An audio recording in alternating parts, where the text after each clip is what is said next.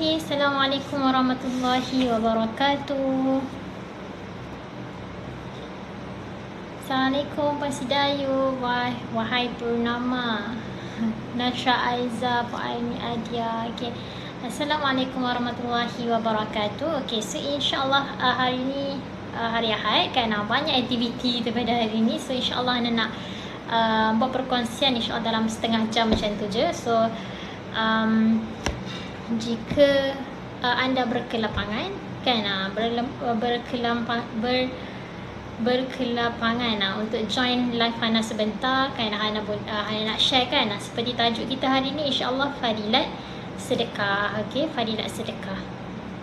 Kita sambung yang minggu lepas punya.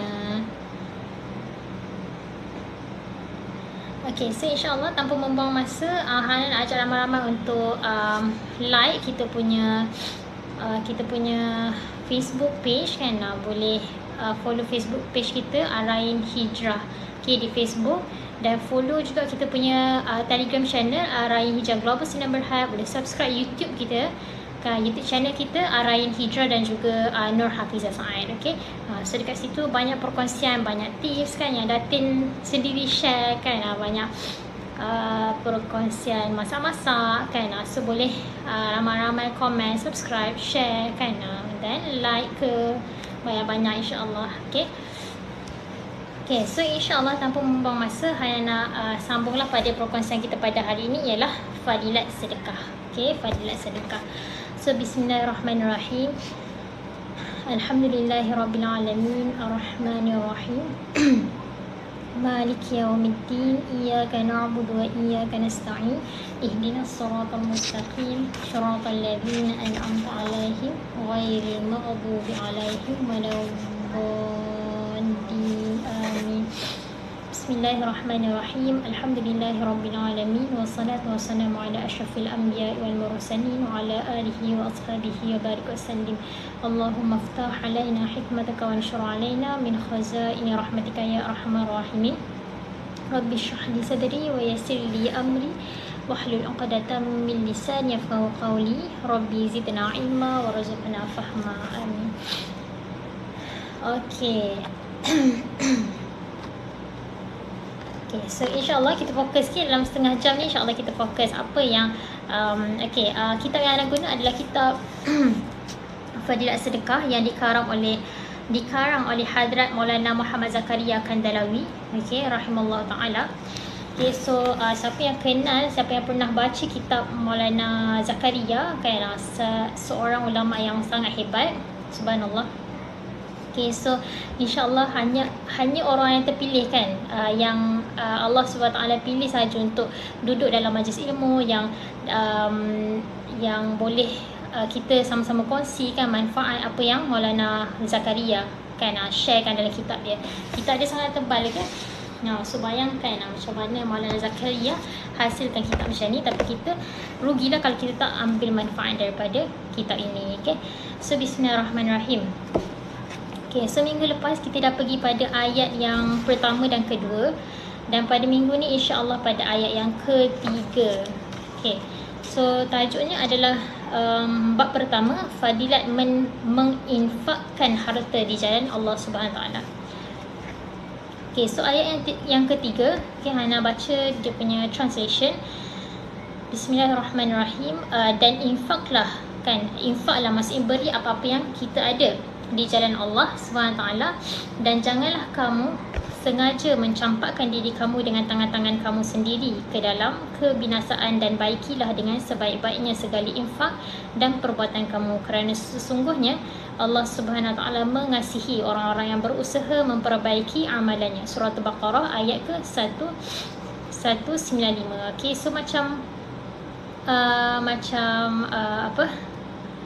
yang dah dikatakan kan sebelum-sebelum ni pun Hana pernah share dah kan, dekat sini ayat surah Al-Baqarah ayat 195 Allah tekankan lagi kan, Allah SWT tekankan lagi dalam ayat ni, wa anfiqu fi sabilillah, maksudnya kita infakkan apa segala yang kita ada ni ke jalan Allah kan, dan janganlah kamu sengaja mencampakkan diri kamu dengan tangan-tangan kamu sendiri ke dalam kebinasaan, dan maksudnya jangan sengaja campakkan diri kita ni dalam kebinasaan, dalam kejahatan kan, dan kita baiki kita punya infak, baiki kita punya macam mana cara sedekah kita, baiki macam mana kita beri kepada orang lain kan. Sebab apa? Sebab sesungguhnya kan, innallaha yuhibbul muhsinin, sesungguhnya Allah mengasihi orang-orang yang berusaha memperbaiki amalannya. Okey, surah Al-Baqarah ayat 195. Kita tengok keterangan daripada ayat ni, ayat yang surah Al-Baqarah 195 ni, dia ada keterangan dia.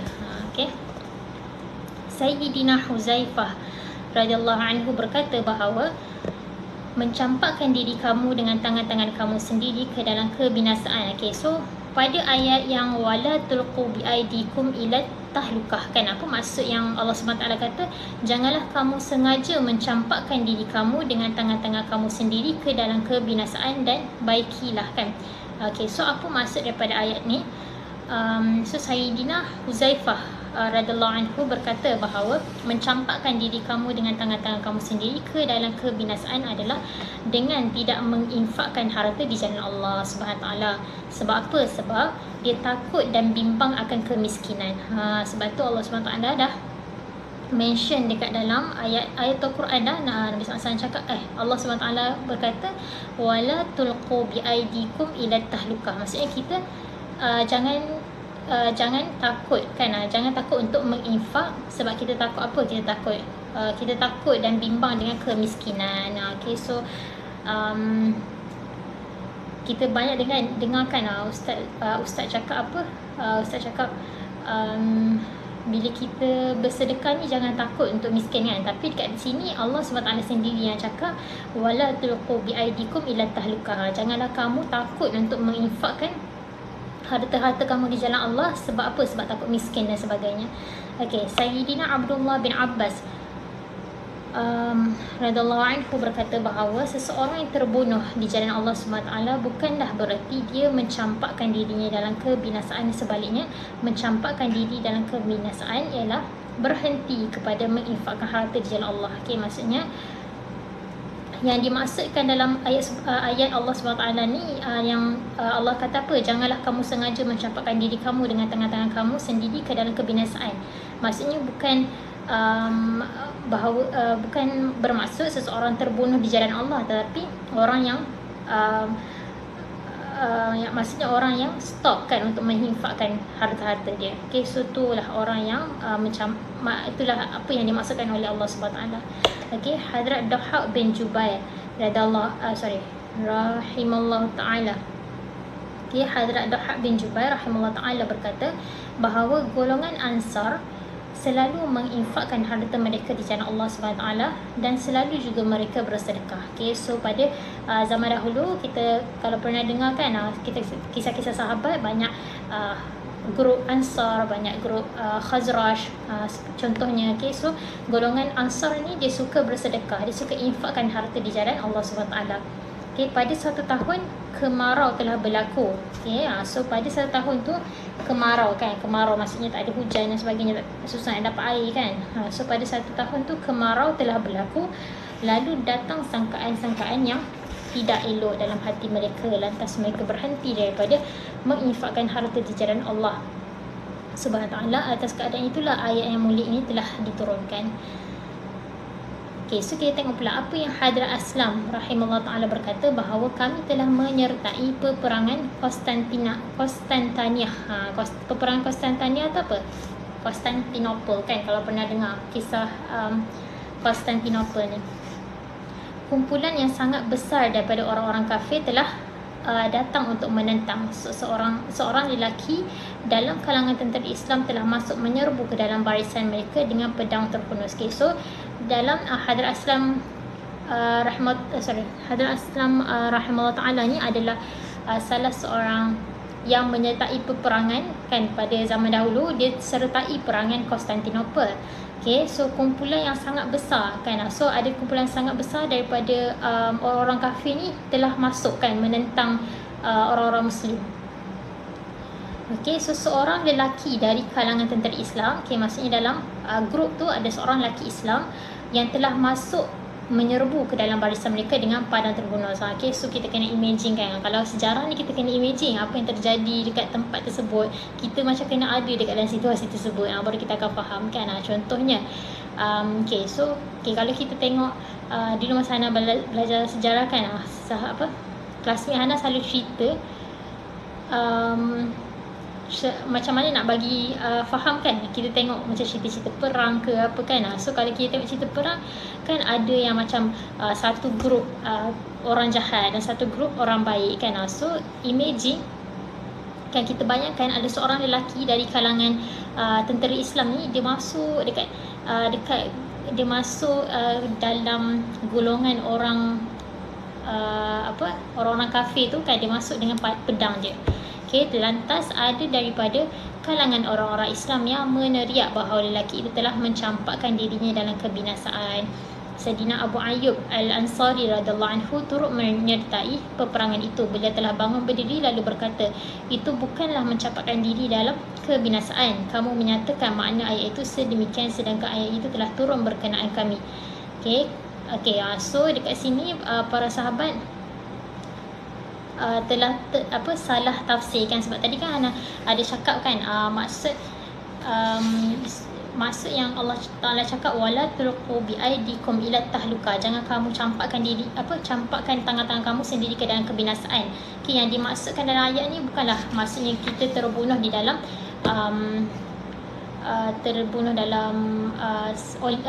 terbunuh sebab Islam kan, tapi para sahabat ni dah salah anggap dengan ayat kan, dengan maksud ayat yang diturunkan oleh Allah SWT. Okay. Keadaan sebenarnya ialah apabila Islam mula tersebar dan telah lahir ramai pembela Islam, maka ada dalam kalangan kami orang-orang Ansar yang secara diam-diam berpandangan bahawa sekarang ini sememangnya Allah SWT sudah memberi kemenangan kepada agama Islam dan telah wujud ramai orang yang bersedia untuk membantu agama dalam kalangan orang Islam. Oleh kerana sekian lama tidak dapat memberi perhatian kepada harta benda, kebun dan lain-lain, maka ia telah rosak dan musnah. Maka kami akan tengok dan ambil tahu untuk membaik pulih kebun dan harta kami itu. Oleh sebab fikiran yang sedemikianlah ayat yang mulia ini telah diturunkan mencampakkan diri dalam kebinasaan ialah sibuk dalam membaik pulih harta lalu meninggalkan jihad di jalan Allah. Okay, so ada yang berpendapat ayat janganlah kamu mencampakkan diri kamu dengan tangan-tangan kamu sendiri ke dalam kebinasaan, bermaksud apa? Mencampakkan diri dalam kebinasaan ialah sibuk dalam membaik pulih harta lalu meninggalkan jihad di jalan Allah SWT. Okay, so ada beberapa ulama yang menafsirkan, ada beberapa ulama yang tafsirkan ayat-ayat macam ni, pendapat dia macam ni. Okay, so tak semua kan, macam Ana pernah bagi tahu kan, tak semua tak semua ulama akan beri pendapat yang sama. Okay, so kita ambil semua pendapat. Okay, so kita pergi ayat yang seterusnya, ayat keempat, mengenai fadilat infak. Maksudnya fadilat kita memberi kan, kita memberi ke jalan Allah. Okay, so ayat dia adalah wayaslunaka madza yunfikun qulil af. Okay, dan mereka bertanya pula kepadamu apakah yang mereka akan infakkan. Okay, katakanlah, dermakanlah al-afu, yakni apa-apa yang lebih daripada keperluan kamu. Okay, Al-Baqarah ayat ke-219. Okay, so dekat dalam ayat ni kita tengok keterangan dia apa. Okay, so harta itu hanyalah untuk diinfakkan. Okay, so apa-apa segala yang kita ada kan, so harta tu tujuan dia untuk kita infakkan. Hana dah explain kan, infak tu maksudnya apa? Kita beri kepada yang memerlukan kan, kita beri kepada siapa yang perlukan harta tersebut ataupun makanan tersebut kan. Dan kepada siapa yang kita nak infakkan, dah mention juga minggu lepas kan, kita infakkan kepada yang terdekat kita dulu. Maksudnya jika ada family members kita yang